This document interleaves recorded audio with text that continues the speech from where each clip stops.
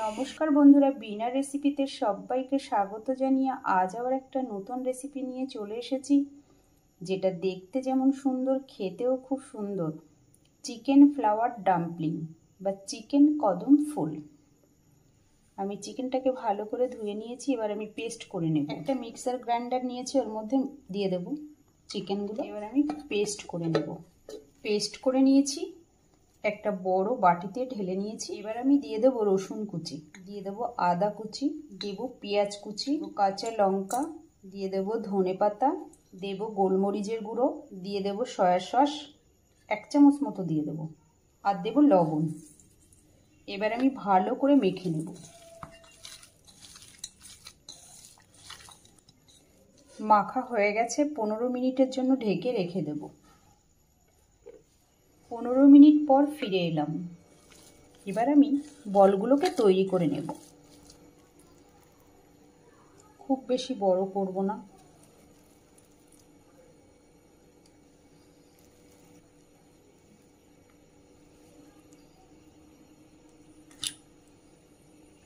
বলগুলোকে তৈরি করে নিয়েছি, এবার কোট করব।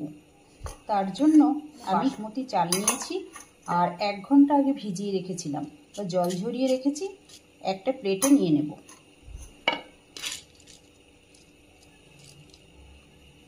এবার বলকে কোট করে নেব।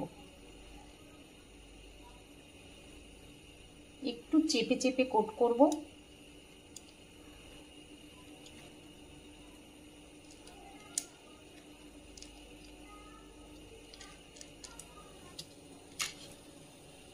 হয়ে গেছে সমস্ত বলগুলোকে কোট করা। এবার আমি প্লেট নিয়েছি, এটাতে একটু তেল ব্রাশ করে নেব।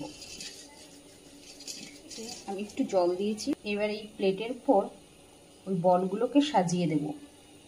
একটু ফাঁকা ফাঁকা করে দেব, যাতে গায়ে না লেগে যায়।